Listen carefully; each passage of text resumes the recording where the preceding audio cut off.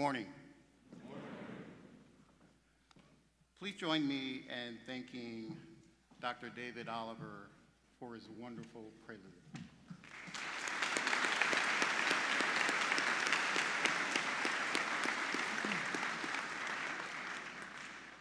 Dr. Oliver is one of the nation's most widely recognized organists, as he has so skillfully demonstrated this morning. My name is Kendrick Brown, and I am the Provost and Senior Vice President of Academic Affairs here at Morehouse College. On behalf of President David Thomas, the Board of Trustees, and the entire Morehouse community, I welcome you to our annual opening convocation to mark the official opening of the new academic year. Last year at this time, I was a new provost standing before you for the first time as an opening convocation speaker. I shared my vision of actualizing Thurman's Morehouse crown as the embodiment of the college's long-standing commitment to a liberal arts education. Since then, I have deepened my relationship with Morehouse by working closely with faculty and staff to offer opportunities to men of Morehouse. We've made great strides together. We've restructured our academic affairs organization, established the Black Men's Research Institute, and other important initiatives that make our work together more meaningful. I fully appreciate the significance of a Morehouse education. As is our tradition, we will now sound the Springfield Baptist Church bell to mark the significance of this convocation.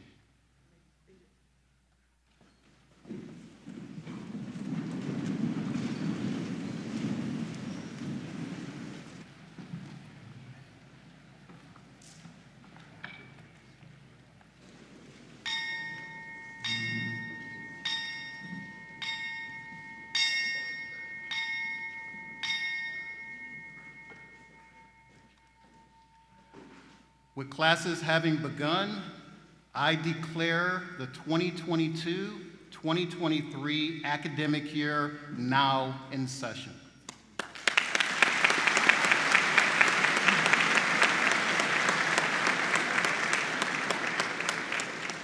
At this time, we will have the opening prayer by the Reverend Dr. Lawrence Edward Carter Sr., Dean of the Martin Luther King Jr. International Chapel. Dean Carter.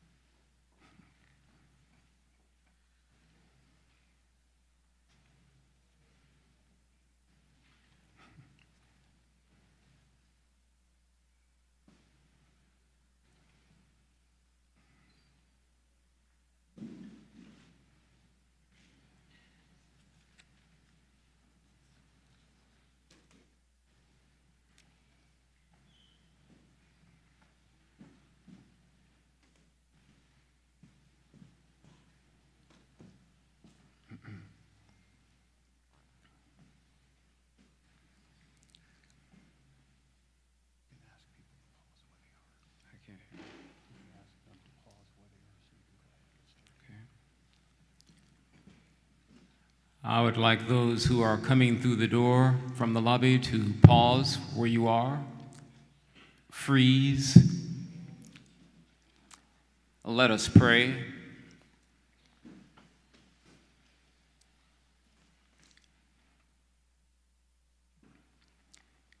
Infinite personal spirit, our creator source, the dark depth of spiritual potentialities, hiding the omniabundant divine possibilities of all human and non-human achievement. We come fully conscious in this new academic season to you, dear Lord, because your compassion is perfectly equal and impartial. And without the darkness of the unknown, we could not live on the growing edge. Teach us to yield to the experience of being in the dark, because little is developed in the light except the truth. We come to you this September concerned about November. Help us to remain open to seeing in the dark that these experiences are learning opportunities to trust that everything is working for us. Tutor us to surrender by making luminous darkness joyful and welcome. Inspire us to develop a different way of being and striving by remembering that courage is the spiritual art of living dangerously, that nothing good happens in the world without the risk in courage. Remind us that we cannot love, forgive, learn, advance, or pray without courage, that courage makes the practice of all virtue possible. Free us, dear God, from mediocrity to try on our highest potential, to realize that it is a perfect custom-made fit. Embolden us to believe as we must, but also to stay true to being a seeker, a listener, evolving, shifting, growing to another level of enlightenment, to the hope that our belief can always change. Help us to hear. Help us to hear what our belief is telling us when it doesn't fit any longer. Open us to see that our belief only changes to the level of consciousness that we have accomplished. For everywhere we are conscious is where the power and presence of God is. Amen.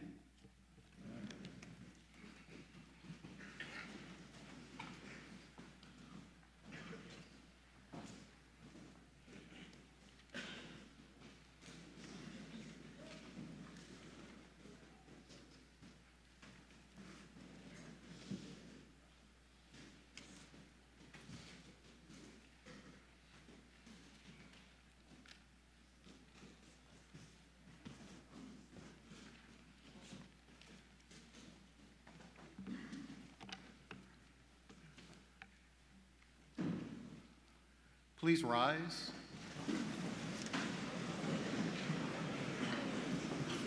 And please remain standing for the opening, for the presentation of colors, followed by the singing of the Star-Spangled Banner and the first voice of the hymn, Lift Every Voice and Sing. Thank you.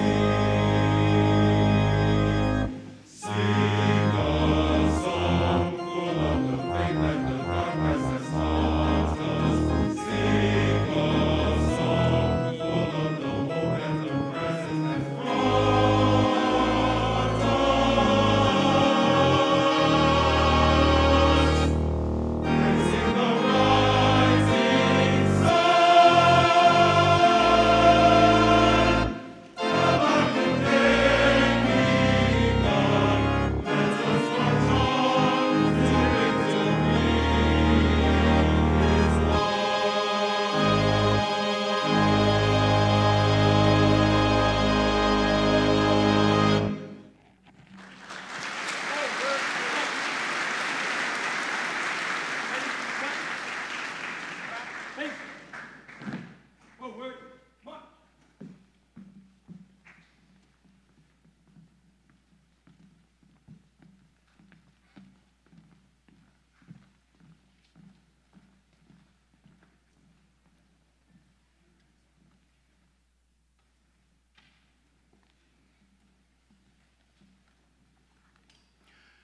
Thank you. You may be seated.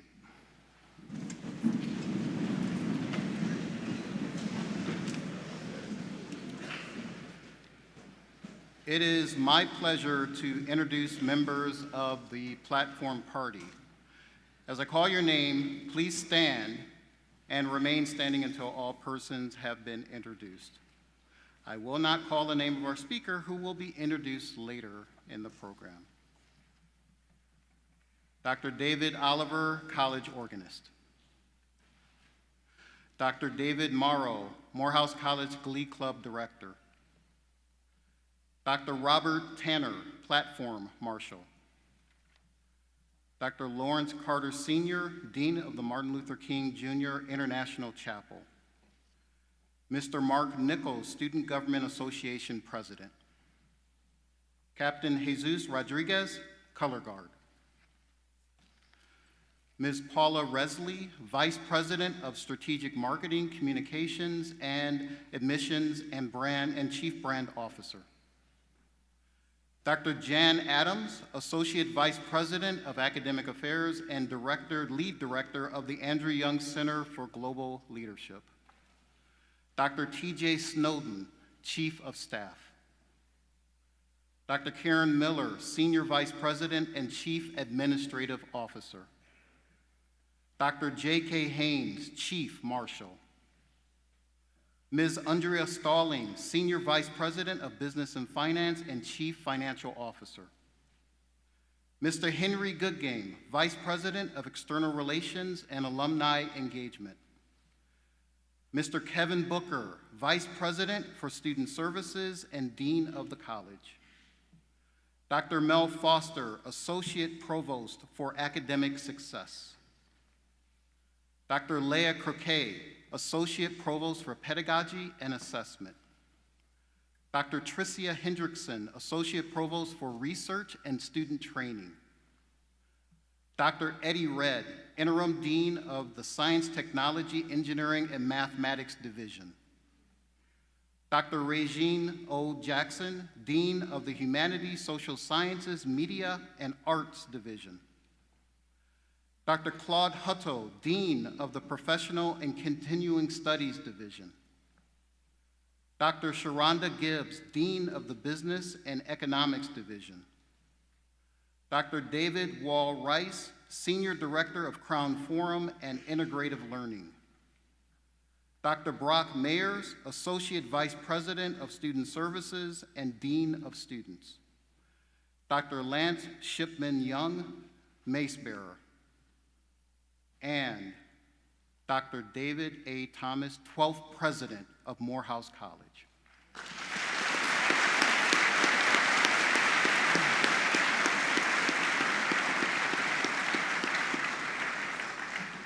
Thank you all. Please be seated.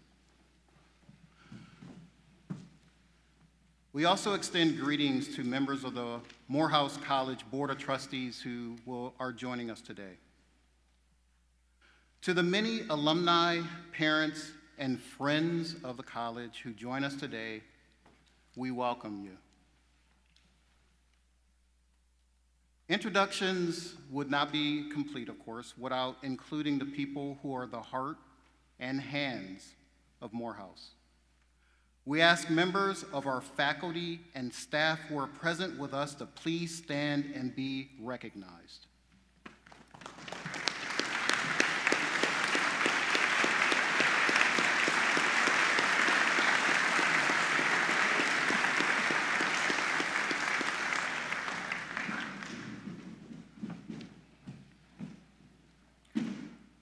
We're also glad to acknowledge the attendance of special guests whose presence matter significantly on occasions such as this one. First, I introduce our college's Director of Equity, Inclusion, and Belonging, and to my incredible good fortune, my wife, Dr. Hideko Sarah.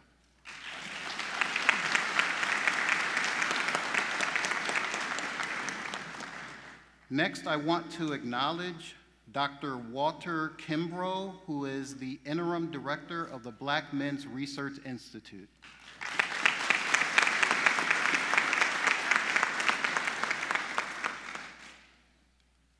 I ask now, would Ms. Maroon in White and her court please stand?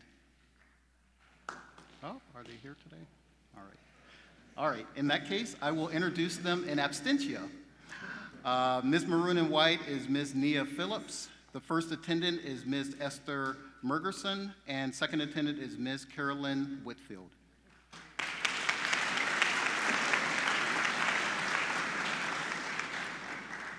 Lastly and importantly, we're honored to recognize the following men of Morehouse who represent your Student Government Association. President Mark Nichols, class of 2023.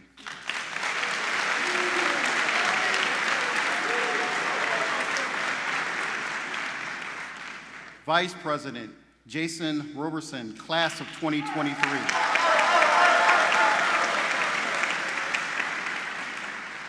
Chief of Staff Kamal Grant, class of 2024.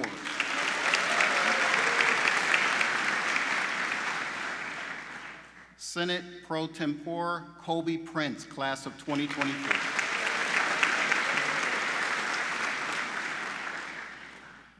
And now for the occasion.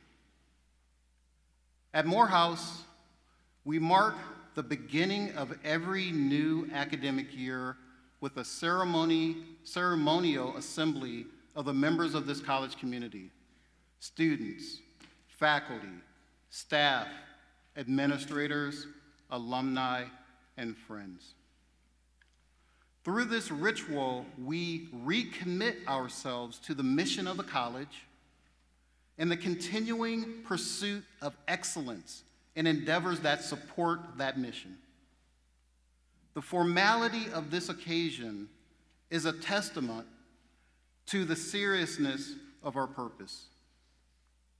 Leading this morning's processional to the stage is the mace, carried by our mace bearer, Dr. Lance Shipman Young. Carved into the mace are the series of symbols and icons representing rebirth and regeneration and spiritual continuity and excellence in all things. My colleagues and I are wearing academic regalia. We have asked you, our student representatives, to dress in shirt and tie.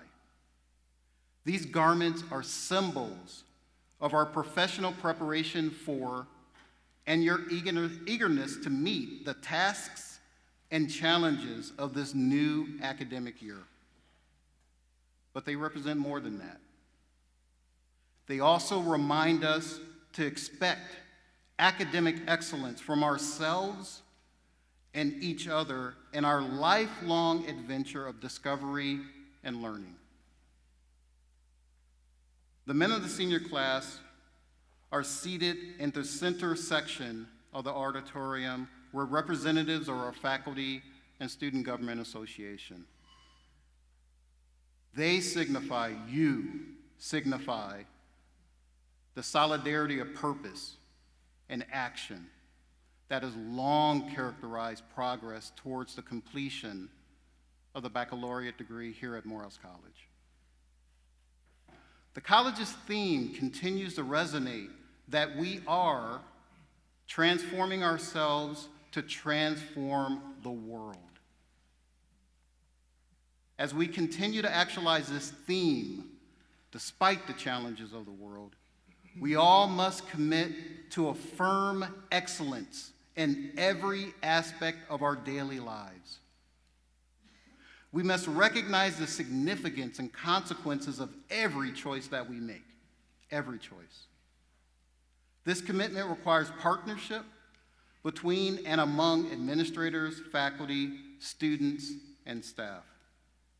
Thus, today, we ask every member of the Morehouse family, wherever you're located, to pledge their personal dedication to success of our covenant and community. In conclusion, esteemed members of Morehouse College, our confidence that Morehouse College will meet the challenges of the 2022-2023 academic year rests on the strength of our commitments. This, ladies and gentlemen, is the occasion.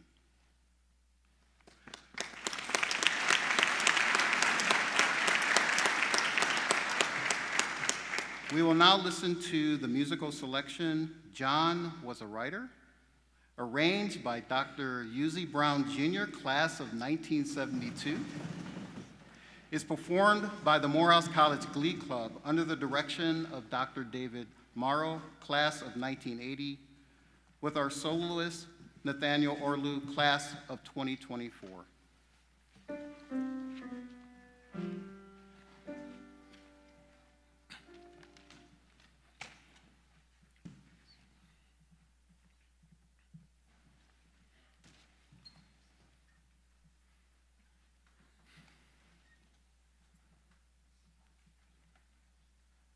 Oh, who was John? John, he was a writer. Who was John? John, John, he was a writer. Who was John? John, he was a writer. The angels came from heaven, John. Fill up your book now, John, and don't you write no more. Oh, who was John? John, he was a writer. Who was John? John, John, he was a writer. Who was John? John, he was a writer. The angels came from heaven, John. Fill up your book now, John, and don't you write no more. Well, he wrote the Revelation, John. He was a writer. He wrote the Revelation, John. He was a writer, he wrote the Revelations, Lord. He was a writer, the angels came from heaven, John. Fill up your book now, John, and don't you write no more. Oh, who was John? John, he was a writer. Who was John? John, John, he was a writer. Who was John? John, he was a writer. The angels came from heaven, John. Fill up your book now, John, and don't you write no more. Well, he wrote my name in glory. Yes, my Lord. He wrote my name in glory. Yes, my Lord. Over in glory, he wrote my name. The angels came from heaven, John. Fill up your book now, John, and don't you write no more. Oh, John, John, John, he was a writer. John, oh, John, John, he was a writer. John, oh, John, John, he was a writer. The angels came from heaven, John. Fill up your book now, John, and don't you write no more. Oh, and don't you write no more.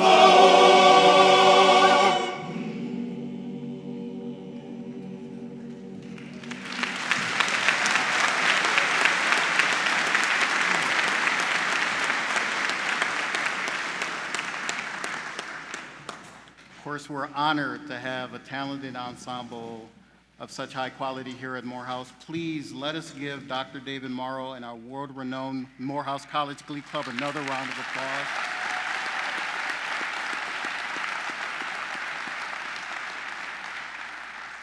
And I also want to ensure that we are showing our gratitude to Dr. Uzee Brown, who composed that piece. Thank you, sir.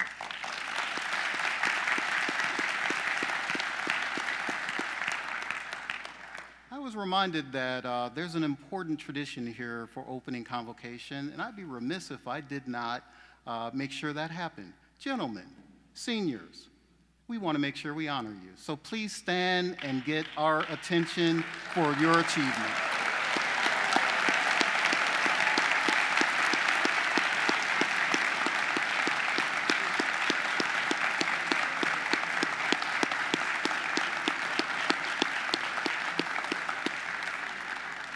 Thank you very much. Always important to make sure we acknowledge our seniors. I also want to take time, there's a second tradition here, and we have, of course, our freshmen here too, and we're happy to have you here and we want to acknowledge you, so please stand and be acknowledged.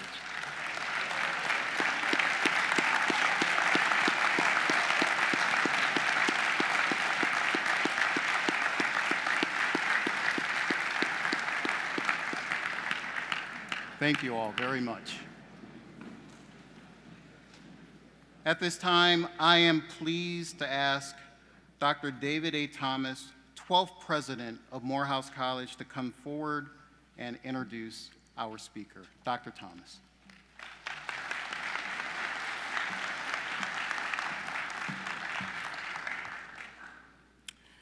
Thank you, Provost Brown.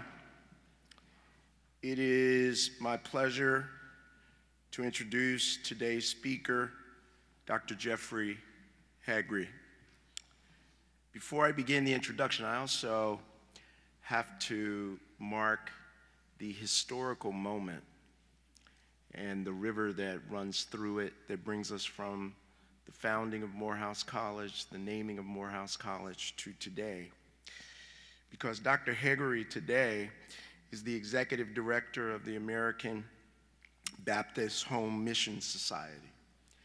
Morehouse College is named for a man named Henry Lyman Morehouse, who at the turn of the century, as Morehouse was taking its first breaths to become the institution that it has become, he was actually the head of the American Baptist Home Mission Society. So there's a direct lineage from our namesake of Morehouse College, Henry Lyman Morehouse, to Dr. Jeffrey Haggry, who will speak to us this morning, which is one more reminder that there are no accidents in the universe, and that Morehouse College and those that we draw to us are part of bending the arc of the moral universe toward justice, and we continue to do it. As executive director of American Baptist Home Mission Societies and Judson Press, Dr. Jeffrey Haggry finds the heart of his ministry in motivating Christians to impact communities with their deeply held belief and faith, encouraging emerging leaders to discern and respond to God's call, and emphasizing God's loving concern for humanity's well-being, wholeness, and justice. Dr. Haggry works closely with diverse national and regional partners to provide a clear vision of the Christian mission in today's world, to cultivate relationships and to develop resources for transformational ministry with congregations, communities, and regions across the U.S. mainland and Puerto Rico. Dr. Haggry holds a Doctor of Ministry degree from Wesley Theological Seminary in Washington, D.C., a Master of Divinity degree from Yale Divinity School, and a Bachelor of Arts degree in philosophy from the University of Virginia. Having served congregations in New Jersey, Washington, D.C., and Georgia, Haggry understands the day-to-day needs of local congregations involved in disciple-making, worship, leadership development, evangelism, and mission engagement. As a regional executive minister for the District of Columbia Baptist Convention, Haggry found that access to necessary human and material resources allows congregations and institutions to positively impact their communities without limit. Haggry is a member of Atlanta's historic Ebenezer Baptist Church. His wife, Shelby Martin Haggry, is an ordained American Baptist minister. The couple has 3 children. I'll conclude this introduction with a quote from Dr. Haggry that I find compelling. And quote, "When a compelling mission-driven vision is coupled with faith in God and a strong determination to succeed, the required resources often follow. The United States of America is a strategic mission field for proclaiming the Christian gospel, developing Christian disciples, promoting justice, and collaborating and networking for ministry. As we impact America for Christ, we impact the world, and I am motivated by that prospect. The next voice you will hear from this podium will be that of Dr. Jeffrey Haggerty. Please join me in welcoming him to the podium.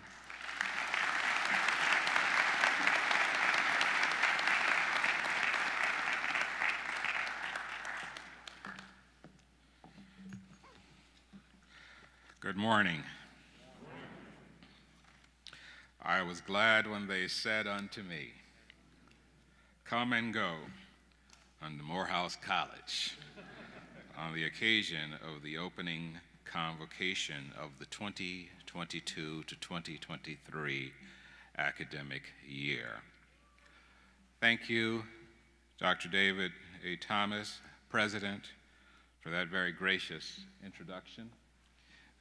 I am humbled and grateful for another opportunity to visit Morehouse College and for the privilege of speaking on this auspicious occasion. Greetings to all trustees, officers, faculty, administrators, especially to the students in the class of 2023 and to the entering class and the many friends that are here today. I want to congratulate you on this world-class renovation of the Martin Luther King Jr. International Chapel. It is an amazing beauty to behold and to experience, is it not?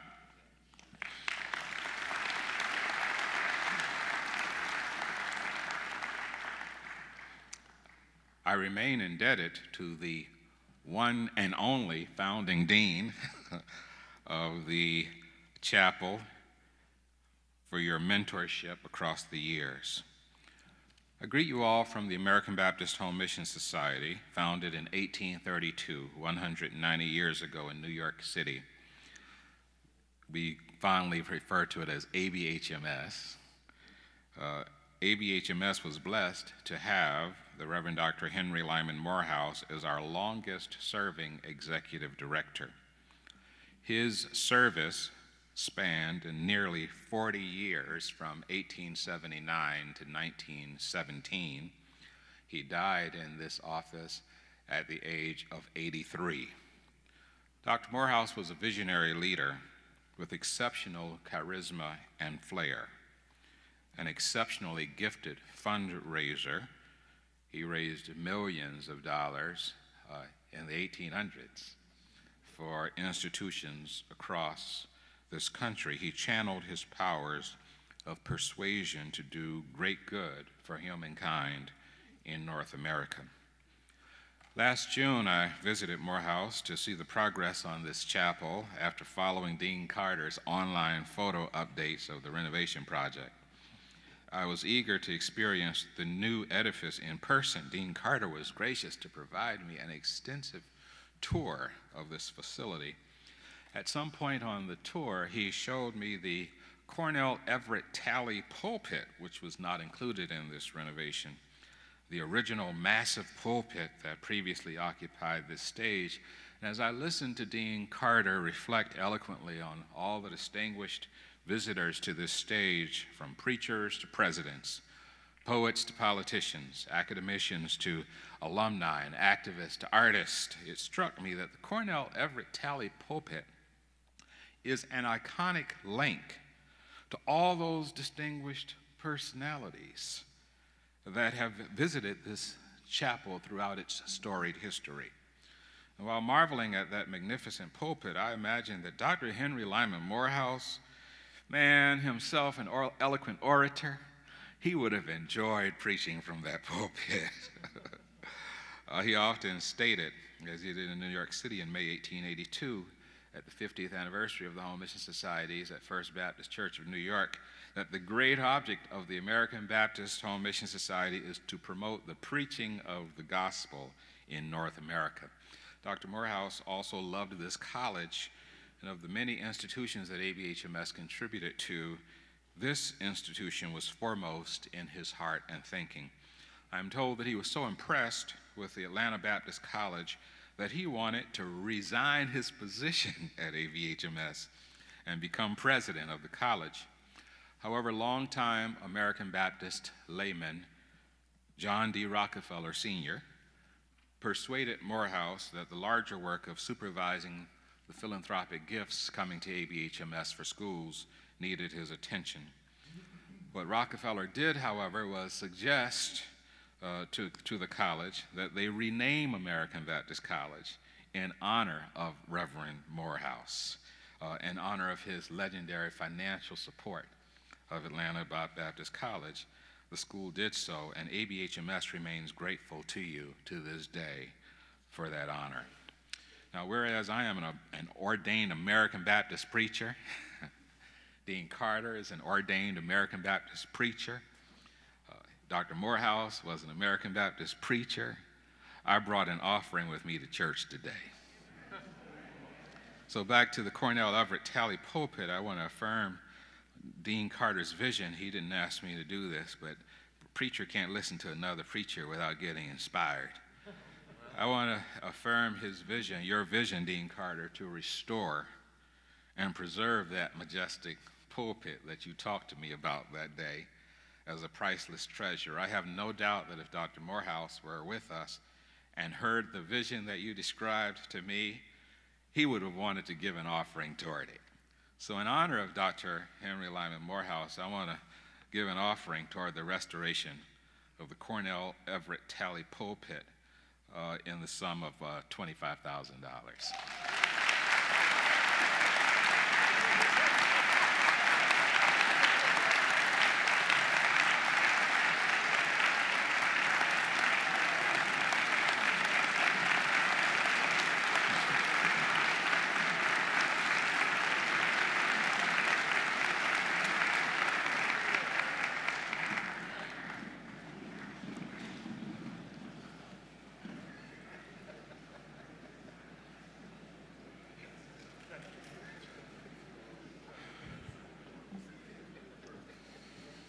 I'm going to be sharing with you today, there's a passage in the Bible that is the inspiration for my comments today. It's in the book of 1 Kings, the 3rd chapter, verses 4 to 15. And I'm reading from the New International Version. Hear the word of the Lord. The king went to Gibeon to offer sacrifices, for that was the most important high place. And Solomon offered 1,000 burnt offerings on that altar. At Gibeon, the Lord appeared to Solomon during the night in a dream, and God said, ask for whatever you want me to give you. And Solomon answered the Lord, you have shown great kindness to your servant, my father David, because he was faithful to you and righteous and upright in heart. You have continued this great kindness to him and given him a son to sit on this throne on this very day. So now, O Lord my God, you have made your servant king in place of my father David, but I am only a little child, and I do not know how to carry out my duties. Your servant is here among the people you have chosen, a great people, too numerous to count or to number. So give your servant a discerning heart, an understanding mind to govern this people and to distinguish between right and wrong, for who is able to govern this great people of yours? And the Lord was pleased that Solomon had asked for this. And so God said to him, since you have asked for this, and not for long life or wealth for yourself, nor have asked for the death of your enemies, but for discernment in administering justice, I'm going to do what you've asked for. I will give you a wise and discerning heart, so that there will never have been anyone like you, nor will there ever be. Moreover, I will give you what you have not asked for, both riches and honor, so that in your lifetime you will have no equal among kings. And if you walk in my ways and obey my statutes and commands as David your father did, I will give you long life. Then Solomon awoke, and he realized it had been a dream. He came to Jerusalem, where he stood before the ark of the covenant of the Lord. He offered up burnt offerings of well-being and provided a feast for his servants. Amen. I want to have given title to this address, When the Young King Prayed.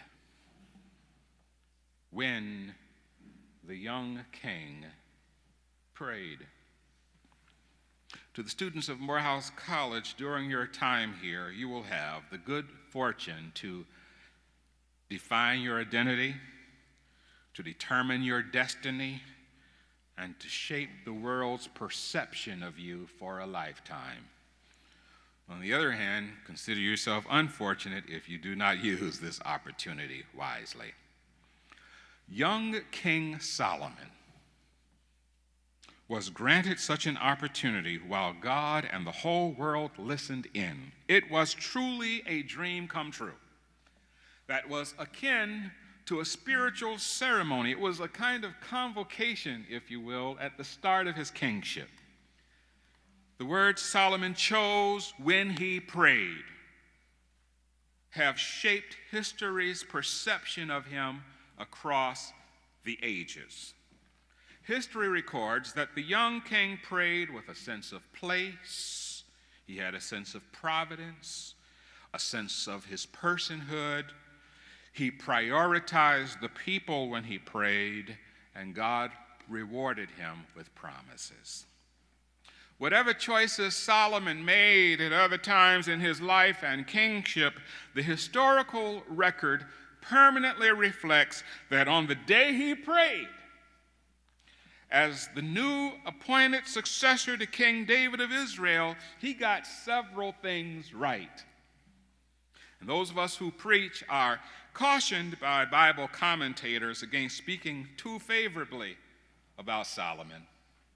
Although he is commonly referred to as the wisest king that ever lived, and none have been more successful, the commentators question the propriety of preaching favorably about him due to some concerning factors in his life. And here are some of their cautions, with my rebuttals included. First, they say, beware of preaching favorably about Solomon because he hails from a morally questionable family background. Solomon's birth, as we know, resulted from a forced encounter between King David and Bathsheba, the wife of Uriah. And due to Bathsheba's pregnancy, David had Uriah killed, and then he married Bathsheba.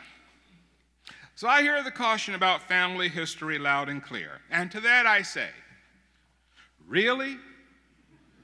So what's a child to do? Who among us had a say in the circumstances surrounding our birth, or the identity of our parents, or what actions our parents are known for or not known for? Ours is a world where political decisions are made daily about who is legitimate and who is not, about who should be admitted and who should be excluded due to social considerations beyond the control of the subjects. Suffice it to say, were it not for God's grace at work in all our lives, none of us would be here today. Second, beware of preaching favorably about Solomon, they say, because his kingship resulted from a series of behind-the-scenes maneuvers. True, David appointed Solomon to the kingship after prophet Nathan convinced Bathsheba to remind the king that he promised to name Solomon as his successor.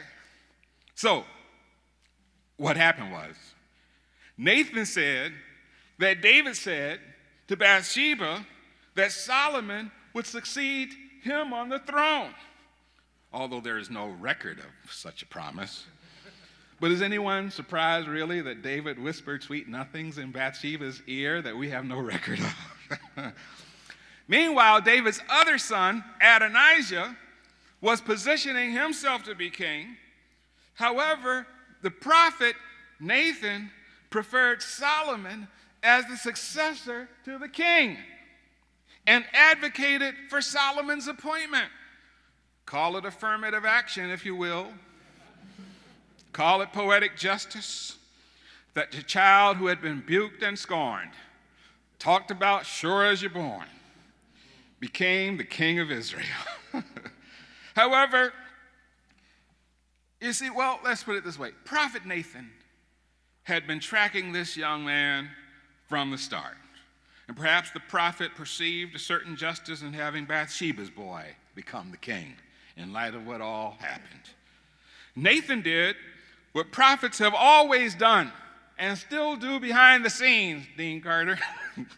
The prophet sees a promising individual on the horizon and uses earned influence with persons in authority to say, Mr. President, King, not that one over there at this time, but this one over here.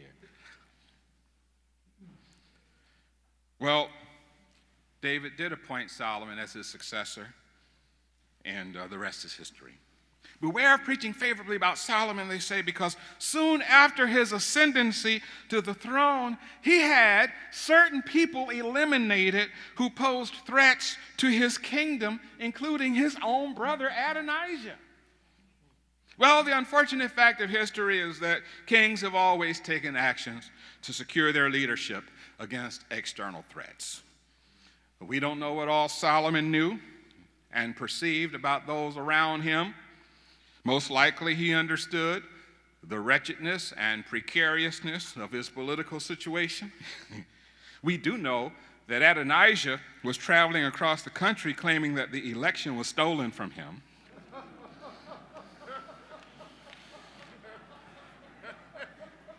So perhaps Solomon understood that when others crave power they don't deserve, they will threaten your very existence.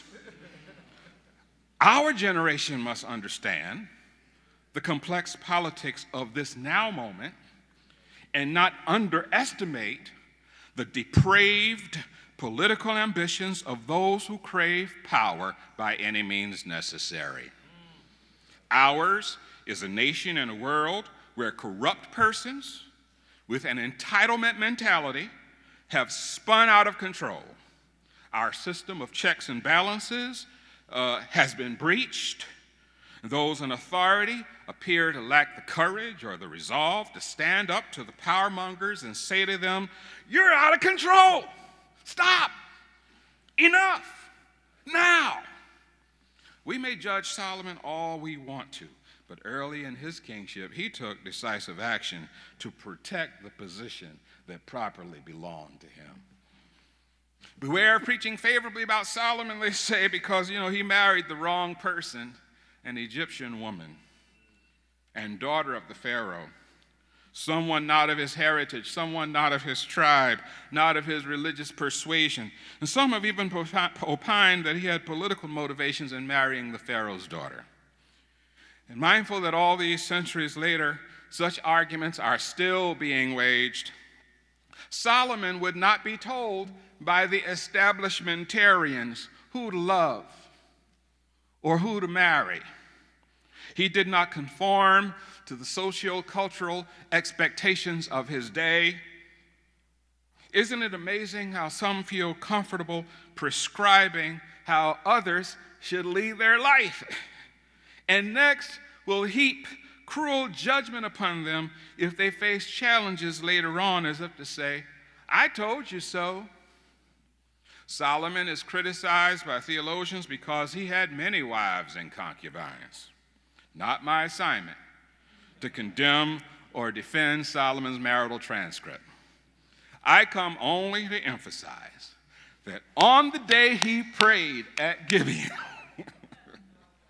the young king exemplified exceptional moral character and clarity, even though he was possibly only a teenager. One final caution against preaching favorably about Solomon, they say, is that, he worshiped and made sacrifices at the wrong place. Commentators criticize Solomon for choosing to sacrifice at Gibeon rather than at Jerusalem.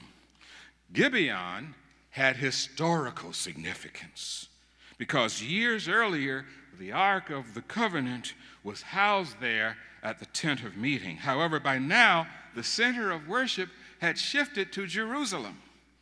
Well, let's not judge Solomon through the lens of a worldview that dictated where worship must occur to be legitimate. Despite the words of the Psalter that the earth is the Lord's and that God is the Spirit, still they had zero tolerance for a young king who believed that the same God who presides over Jerusalem also presides over Gibeon. And by the way, location did not prevent God from meeting Solomon at all. For God appeared to him overnight at Gibeon and honored his sacrifices. When God showed up, God did not chastise or scold Solomon saying, "Why are you sacrificing here in Gibeon? You should be sacrificing in Jerusalem." Well, having litigated the many cautions against admiring Solomon, let's turn quickly to Solomon's prayer to discern how young kings here today may position yourselves for success at Morehouse when you pray. When you pray. First of all, notice that when the young king prayed, he did so with a sense of place. Solomon went to Gibeon to offer sacrifices, for that was the most historically significant high place. And there he offered 1,000 burnt offerings on that altar. Solomon was intentional in going to Morehouse. I'm trying to break this down for y'all. Solomon was intentional in going to Gibeon to offer sacrifices because it was regarded as an historically important high place. Solomon saw beauty in Jerusalem and in Gibeon. And as a world historic leader, Solomon was an independent thinker in matters of scholarship, worship, and culture. He exercised free agency despite the criticisms of his onlookers. An awareness of place, young men, means that you respect this sacred ground whereupon you stand without taking your presence here for granted. Your enrollment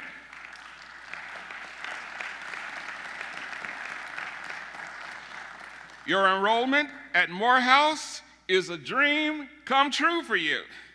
And now that you are here, don't let anyone place artificial limits on your aspirations or on your worldview. Just as Solomon offered 1,000 burnt offerings on that altar, you must sacrifice your best gifts on behalf of your success. I tried to model it today. I brought my sacrifice to Morehouse. And you need to show up every day bringing your best sacrifice. You've come to this historically significant high place, founded in 1867 by Reverend William Jefferson White as the Augusta Institute. He eventually relocated it to the higher ground of Atlanta to safeguard its mission from the torrents of racial hatred and violent aggression there in Augusta. And each of you have sacrificed to study at this institution of historical significance. May I remind you, we have come over a way that with tears has been watered, treading our path through the blood of the slaughtered, and yet with a steady beat have not our weary feet come to this place for which our fathers sighed. And the same kinds of exclusive claims that were made about places of religious worship in Solomon's day are made about institutions of higher learning. Some are so bold and uninformed as to question the ongoing relevance and power of historically black institutions. But young kings know that God still shows up in important high places, blesses your endeavors and pursuits at HBCUs. God meets anticipation with a personal appearance, and the God of the ages will meet you here in this historic high place.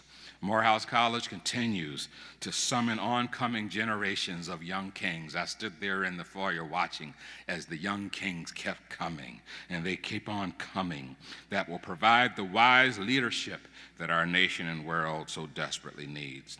And so I urge you, young kings, to be fully aware of the place. Second, when the young king prayed, he had a sense of providence. The Lord appeared to Solomon at Gibeon during the night and said, ask for whatever you want me to give you. Solomon owned that providence made it possible for his father David to be king, and providence made it possible now for him to be king. Providence brought about a destiny for Solomon that others did not predict and could not prevent. Solomon did not maneuver his own way into leadership. His praying mother wanted him to have better options in life than she had. Prophet Nathan also urged that the child be judged by the content of his character and not by the circumstances surrounding his birth. And unlike Adonijah, who tried to elevate himself to leadership, Solomon never assumed an entitlement mentality. Even though Adonijah seemed to have popular appeal, Solomon was the person of God's dream, and thus he was elevated to the kingship despite all the odds against him. And so we see in Solomon's appointment as king that what God has for you is for you. The arc of history is not bound by birthright, not by primogeniture, not by supposed entitlement, not by who your parents were. The moral arc of the universe is long and bends toward justice. Today we know that had it not been for the Lord on our side, none of us would be here today.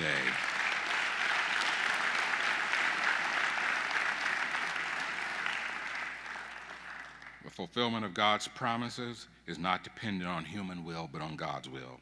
God guarantees you a seat in the kingdom, no matter what others think about it.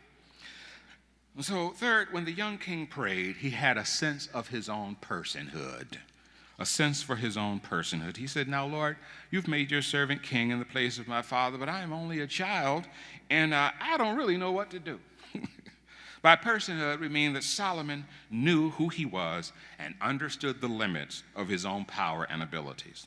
Solomon was acquainted enough with ancient rituals and customs to know how to compose himself in the divine presence.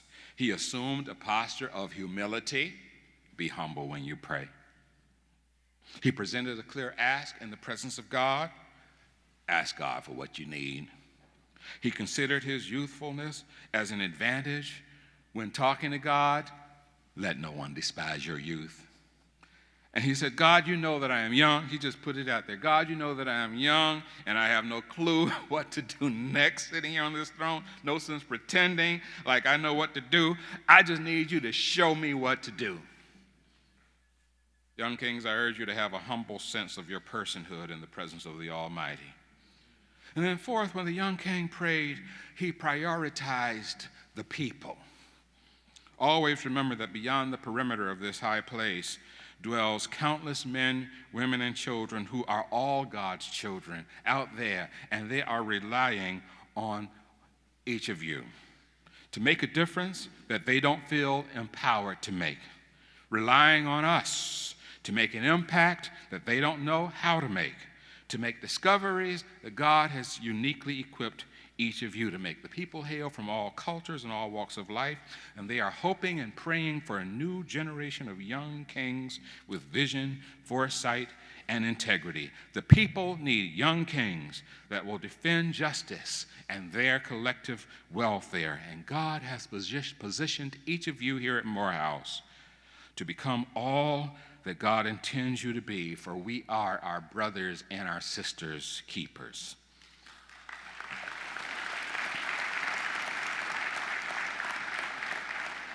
Young kings, when you pray, prioritize the people. And then fifth, when the young king prayed, he prayed with a purpose. He prayed for wisdom to be a good leader. Give your servant a wise and discerning heart to govern this people. Herein lies the central part of his petition. He asked God for wisdom to effectively govern God's people. None of us arrives here knowing all we need to know to be the effective leader we need to be, or to make the difference in the world we need to make. But if we will ask God for wisdom, God will show us what to do. Solomon positioned the interest and the well-being of the community before his private interests. He didn't ask for bling. He didn't ask for things. He asked for wisdom to lead the people. He understood that if he provided the wise leadership his community needed, that whatever else he needed would fall into place. Thus, Solomon cast himself entirely upon the mercies of the all-wise God. He prays, God, I am pliable, bend me. God, I am young, teach me. God, where I am broken, fix me. God, I am open, fill me. God, I am weak, empower me. God, I am listening, speak to me. God, I am following, lead me. God, I am available, use me.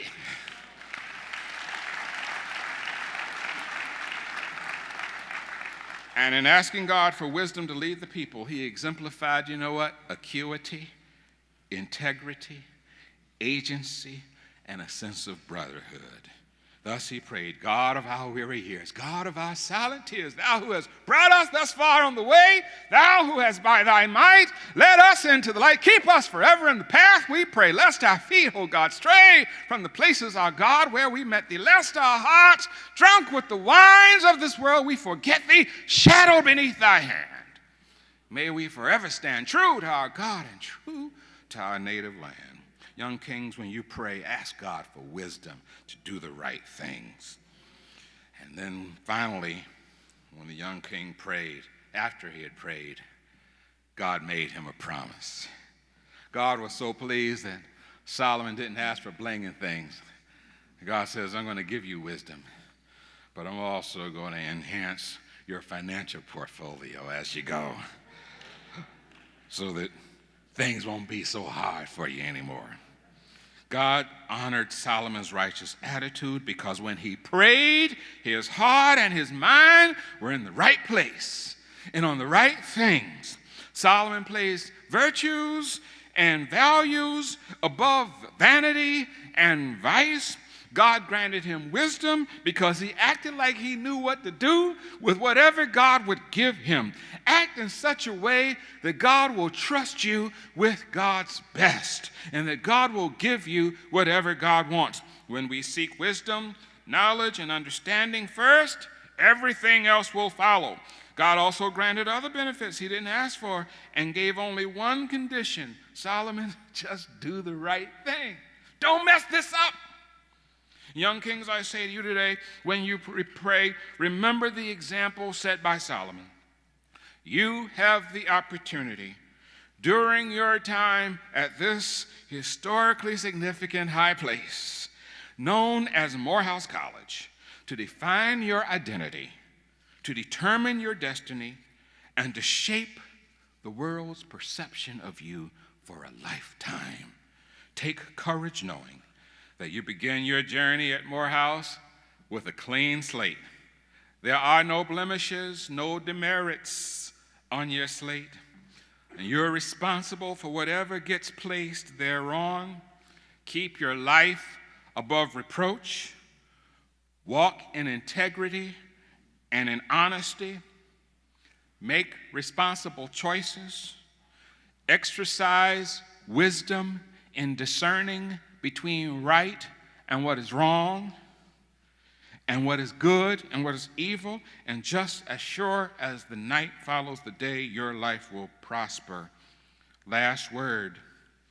I like the fact that after Solomon prayed and heard from the Lord, he made his way down and he went to Jerusalem, where he stood before the Ark of the Covenant of the Lord and offered yet another offering and more burnt sacrifices and prepared a feast. I'm here to tell you, my friends, that when God blesses you, it turns your life around. It turns your fortune around. From that historic high place, Solomon went back to the International Chapel at Jerusalem, where he praised God for answering his prayer and making his dream come true. There is no tension between the academy and the chapel. In the one place, God gives wisdom. In the other place, God blesses your soul. Go to class and go to chapel, for the presence and the blessings of God are to be experienced in both venues. Can you see the choreography in the King's Cadence? When he came down from the Convocation at Gibeon, there was a dance in the young king's feet. There was a rhythm in his beat and a spiritual on his lips. It was as though he was saying, I've just come from the fountain. I'm just from the fountain, Lord. I've just come from the fountain. His name, so sweet. My brother, do you love Jesus? Yes. Yes, I do love my Jesus. My brother, do you love Jesus? His name is so sweet. When you pray, God answers prayer. God will make a difference in your life. May the Lord bless you, is my prayer.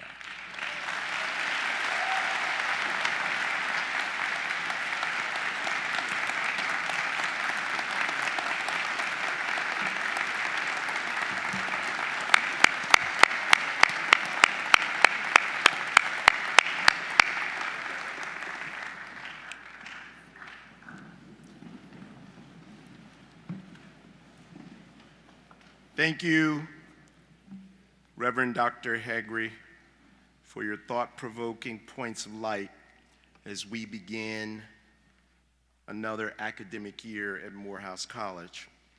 And I want to thank you for tithing this morning here in support of the vision of our Dean Lawrence Carter, the vision for this chapel and the work that happens in it. This opening convocation not only marks the beginning of our new academic year, but it also marks our first fall face-to-face opening convocation since 2019. And my experience is that all around us, there is a vibrancy in our campus life that assures me that Morehouse College has gone through these last few months of the pandemic, and that we have come out stronger. This sense of renewal is represented in the incredible amount of innovation that I see happening among our faculty. Even during this time, I think our faculty have broken records in terms of the grants that they've brought in and the innovations that they're engaging in and the new programs that have been launched. Our staff have embraced the notion of operational excellence and continuous improvement. We have placed at the center of what we do here student success and creating a distinctive Morehouse experience, making it stronger and enhancing it. And it's a true joy for me to be here in the newly renovated Martin Luther King International Chapel. And being in this building reminds me of the theme that Provost Brown defined for this year, words that I think I've said almost since the day I came to campus. I mentioned it to our freshman class, and that is that we are transforming ourselves to transform the world. The transformation of this chapel for me is a metaphor for what we're doing across Morehouse.